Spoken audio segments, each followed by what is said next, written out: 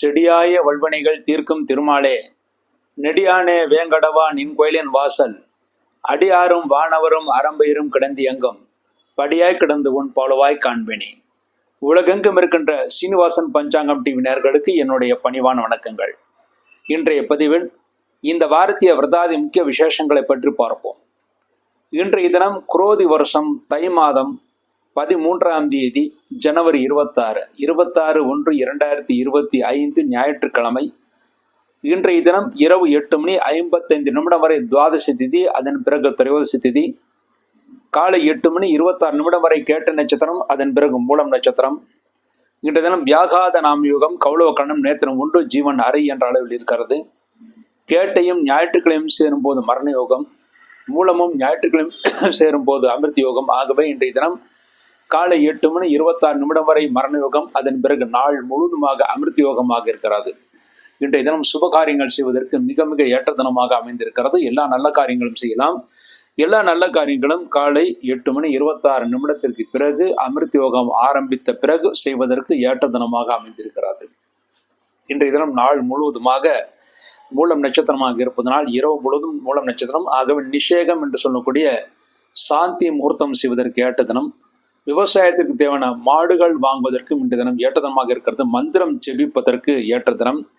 இன்றைய தினம் நாமகரணம், குழந்தைகளுக்கு நாமகரணம் என்று சொல்லக்கூடிய பெயர் சுற்றுகளை நடத்துவதற்கு, திருமணம் செய்வதற்கு, திருமணத்திற்கான ஏற்பாடுகள் செய்வதற்கு, பெண் பார்ப்பதற்கு, வரன் பார்ப்பதற்கு, ஜாதக பரிவர்த்தனையை செய்து கொள்வதற்கு, சீமந்தம், வளைகாப்பு போன்ற சடங்குகளை செய்வதற்கு, உபநயனம் செய்வதற்கு, அதாவது மந்திரங்களை உபதேசம் செய்வதற்கு, உபதேசம் பெறுவதற்கு, காயத்ரி மந்திரத்தை உபதேசம் செய்வதற்கு, உபதேசம் பெறுவதற்கு, உபநயனம் செய்வதற்கு, கர்ணபூஷணம் என்று சொல்லக்கூடிய குழந்தைகளுக்கு காது குத்துவிழா நடத்துவதற்கு, விதை விதைப்பதற்கு, கடன் தீர்ப்பதற்கு போன்ற அனைத்து காரியங்களுக்கும் இன்றைய தினம் ஒரு முழு நல்ல தினமாக, சுபமுகூர்த்த தினமாக அமைந்திருக்கிறது.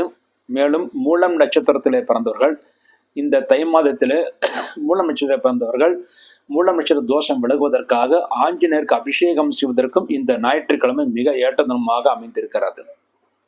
அடுத்து திங்கட்கிழமை, குரோதி வருஷம் தை மாதம் 14ஆம் தேதி ஜனவரி 27/1/2025 திங்கட்கிழமை. திங்கட்கிழமை என்று இரவு 8:35 வரை திரையோதசி திதி, அதன் பிறகு சதுர்தசி திதி. மூலம் நட்சத்திரம் காலை 9:02 வரை மூலம் நட்சத்திரம், அதன் பிறகு பூராடம் நட்சத்திரம். ஹர்ஷண நாமயுகம், ஹர்ஷணம் என்றால் ஒளி பொருந்திய நாமயுகம், ஹர்ஷண நாமயுகம்.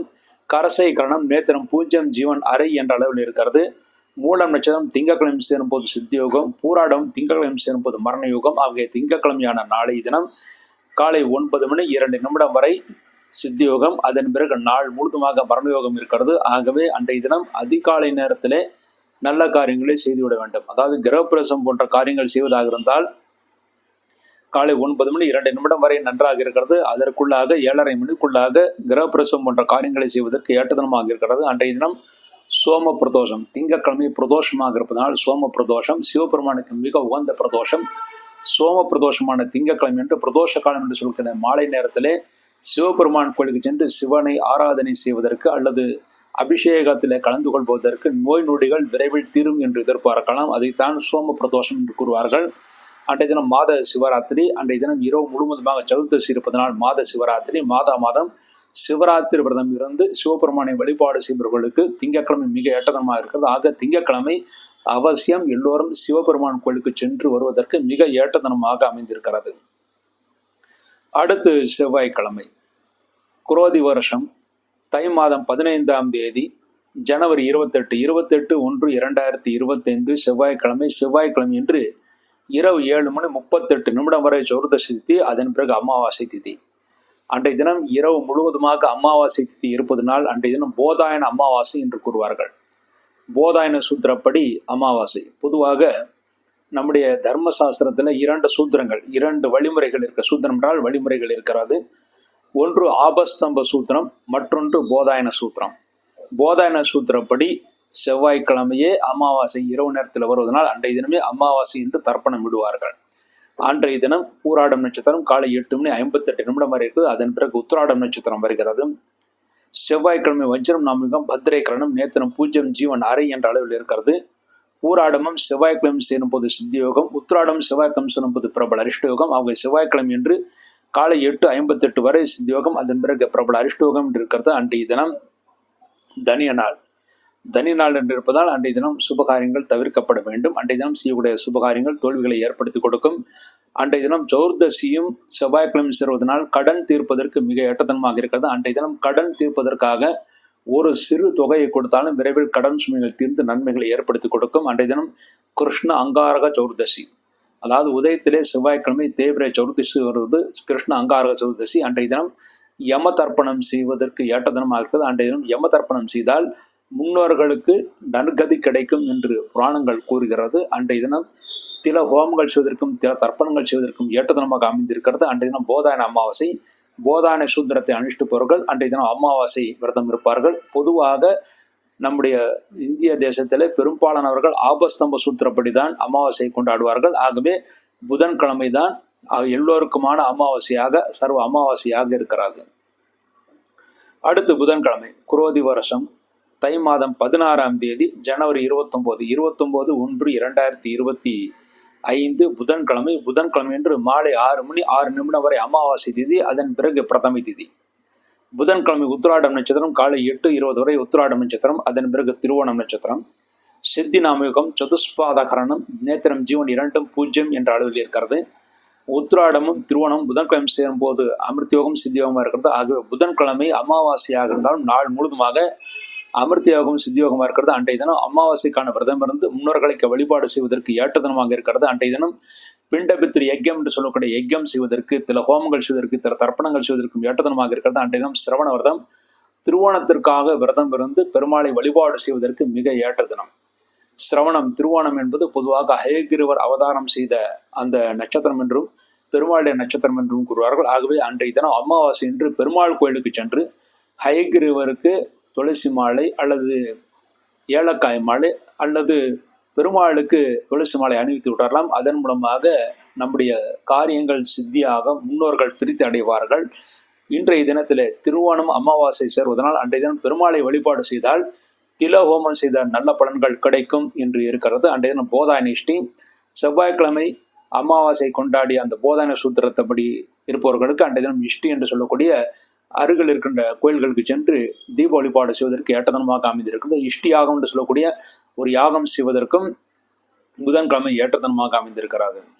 அடுத்து வியாழக்கிழமை குரோதி வருஷம் தை மாதம் 17ஆம் தேதி ஜனவரி 30/1/2025 வியாழக்கிழமை. வியாழக்கிழமை என்று மாலை 4 மணி 11 நிமிடம் வரை பிரதமை திதி, அதன் பிறகு துதிய திதி. அன்றைய தினம் காலை 7:15 வரை திருவோணம், அதன் பிறகு மறுநாள் விடியற்காலை 5:51 வரை அவிட்டம், அதன் பிறகு சதயம் என்று 3 நட்சத்திரங்கள் அன்றைய தினம் கூடுகிறது. அன்றைய தினம் விதிபாத நாம் யோகம் பவகரணம், அதன் பிறகு பாலகரணம் நேத்திரம் ஜீவன் 2 0 என்ற அளவில் இருக்கிறது. திருவோணமும் அவிட்டம் வியாழக்கிழமை சேரும் போது சித்தியோகம். ஆகவே வியாழக்கிழமை என்று மறுநாள் விடியற்காலை 5:51 வரை சித்தியோகம், அதன் பிறகு மரணயோகம் என்ற அளவிற்கு அன்றைய தினம் பிரதமையாக இருப்பதனால் மாலை 4 மணி 11 நிமிடம் வரை பிரதமை திதி. ஆகவே வியாழக்கிழமை என்று அவசியமான நல்ல காரியங்களை மாலை 4 மணி 11 நிமிடத்திற்கு பிறகு தாராளமாக செய்யலாம். நிச்சயமாக நல்ல பலன்களை ஏற்படுத்தி கொடுக்கும். அன்றைய தினம் கருநாள். கருநாள் என்பது பிரதமை வரை, அதாவது மாலை 4:11 வரை இருக்குது. அதன் பிறகு கருநாள் தோஷம் கிடையாது. அன்றைய தினம் மாக சுத்தம், மாக மாதத்தில் வருகின்ற பிரதமை திதி அன்றைய தினம் முதற்கொண்டு தெலுங்கு மாதத்திலே மாக மாதம் என்று மாதம் பிறக்கிறது. அன்றைய தினம் இஷ்டி. இஷ்டி என்றால் வியாழக்கிழமை என்று அருகில் இருக்கின்ற இஷ்ட தெய்வ கோயில்களுக்கோ அல்லது குலதெய்வ கோயில்களுக்கோ அல்லது உங்களுக்கு மிகவும் இஷ்டமான நல்ல கோயில்களுக்கு சென்று, இஷ்டி என்பது புனிதமான நெருப்பு. ஆகவே அன்றைய தினம் தீப வழிபாடு செய்வதற்கு ஏற்ற தினமாக இருக்கிறது. அன்றைய தினம் மாக ஸ்நானம் ஆரம்பம். அன்றைய தினம் முதற்கொண்டு 30 நாட்களுக்கு தோஷ பரிகாரங்கள் செய்வதற்கு மிக மிக ஏற்ற தினமாக அமைந்திருக்கிறது. மாக ஸ்நானம் அன்றைய தினம் முதற்கொண்டு ஆரம்பிக்கிறது. மாக மாதம் அந்த 30 நாட்களில் நீங்கள் புனித நீராடுவதற்கு ஏற்ற தினம். அதுவும் முக்கியமாக காவிரி கரை, தாமிரபரணி கரை போன்ற நதிகள் பாய்கின்ற கரைகளுக்கு சென்று நீங்கள் தோஷ பரிகாரங்கள் செய்வதற்கு இந்த வியாழக்கிழமை முதல் 30 நாட்களுக்கு மிக ஏற்ற தினமாக இருக்குது. அந்த 30 நாட்களில் உங்கள் நட்சத்திரத்துக்கு எந்த தினம் மிக தோதாக அமைந்திருக்கிறதோ, அதாவது நல்ல தாராப்பலம் இருக்கிறதோ, அன்றைய தினத்திலே புனித நீராடி தோஷ பரிகாரங்கள் செய்தால் நிச்சயமாக தோஷங்கள் விலகும். அன்றைய தினம் முதற்கொண்டு சியாமலா நவராத்திரி பூஜாரம்பம் என்று பஞ்சாங்கத்தில் போடப்பட்டிருக்கும். பொதுவாக ஒரு வருடத்திற்கு 4 நவராத்திரிகள் கொண்டாடப்படுகிறது. முதல் நவராத்திரி வராகி நவராத்திரி. அந்த வராகி நவராத்திரி ஆஷாட மாதம் என்று சொல்லக்கூடிய ஆணி மாதம் அமாவாசைக்கு அடுத்து வருகின்ற ஆஷாட மாதத்திற்கு 9 நாட்கள் கொண்டாடப்படுகிறது வராகி நவராத்திரி. அதன் பிறகு ஆஸ்வின மாதம் என்று சொல்லக்கூடிய புரட்டாசி, ஐப்பசி, புரட்டாசி மாதம் அமாவாசைக்கு பிறகு வருகின்றது ஆஸ்வின மாதம். அன்று முதல் 9 நாட்கள் அந்த நவராத்திரிக்கு பேர் சாரதா நவராத்திரி. அந்த சாரதா நவராத்திரி தமிழகத்தில் பிரபலமாக, தமிழ்நாடு மாத்திரம் இல்லாமல் உலகெங்கும் பிரமாதமாக கொண்டாடப்படுகின்ற நவராத்திரி அந்த நவராத்திரி. அதன் பிறகு மாக மாதத்திலே, அதாவது வியாழக்கிழமை முதல் வருகின்ற மாக மாதத்திலே ஆரம்பிக்கக்கூடிய நவராத்திரிக்கு பேர் ஷியாமளா நவராத்திரி.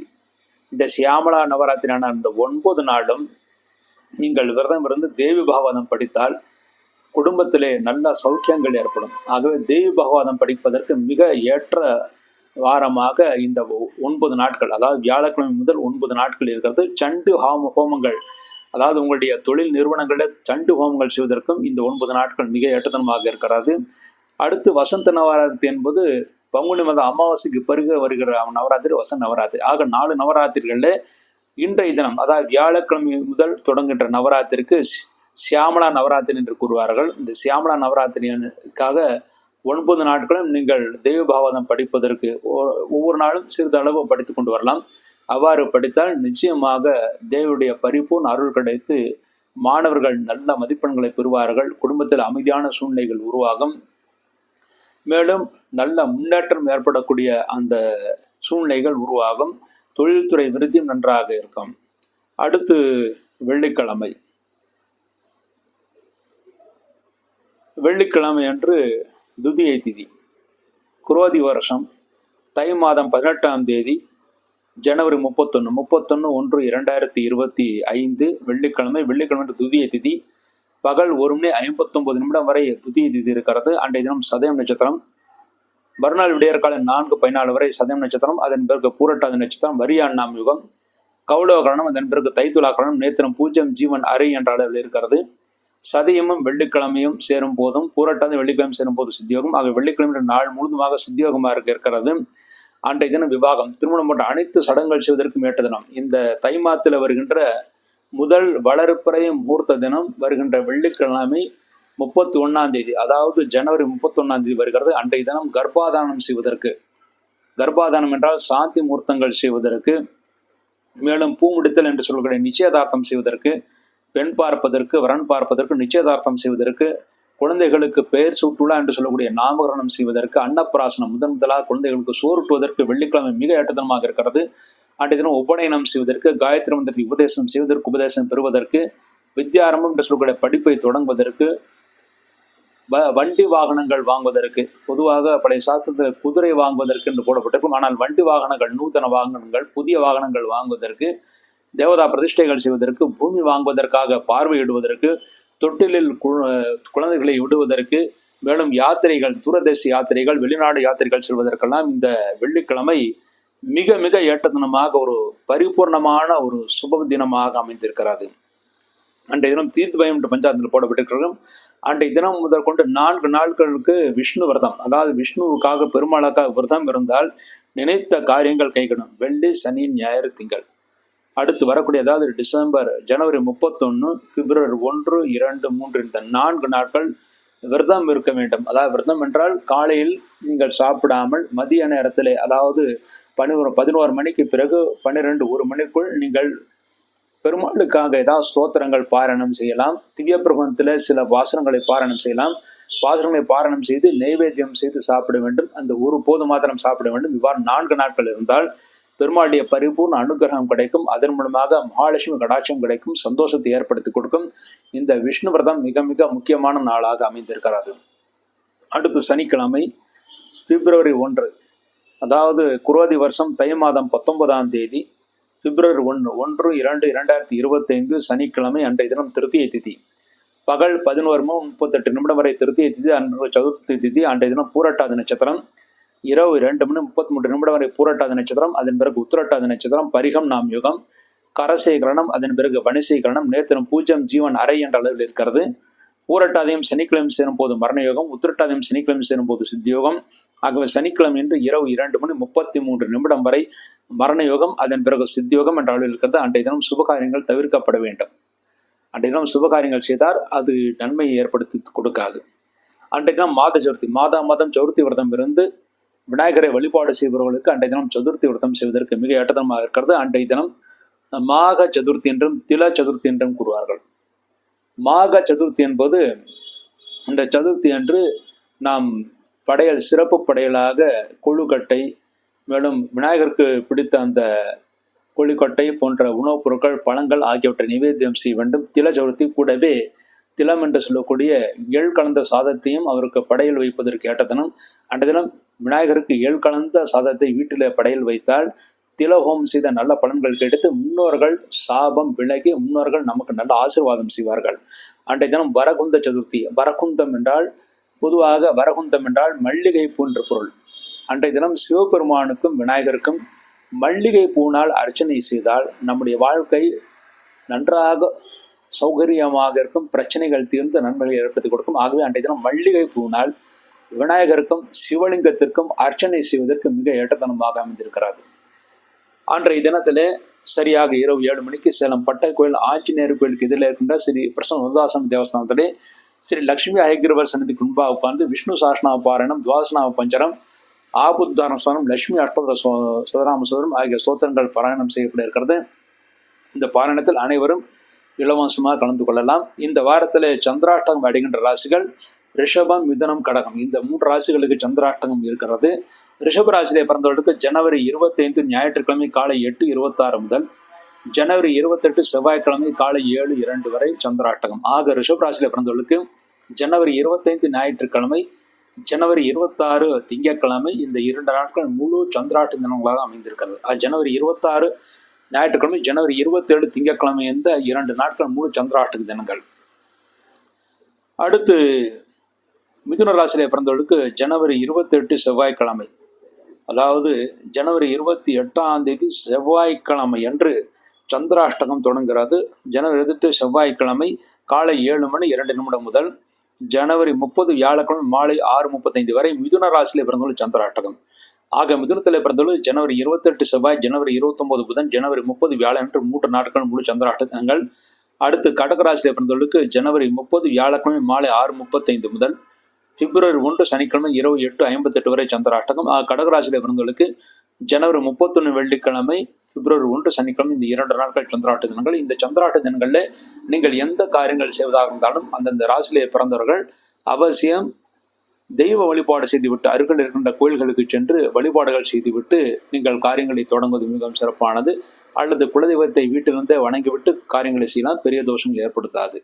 இவ்வாறாக இந்த வாரத்திய விரதாதி முக்கிய விசேஷங்களை பற்றி பார்த்தோம். மீண்டும் ஒரு நல்ல பதிவில் இணைவோம் என்று கூறி விடைபெறுகிறேன். நன்றி, வணக்கம்.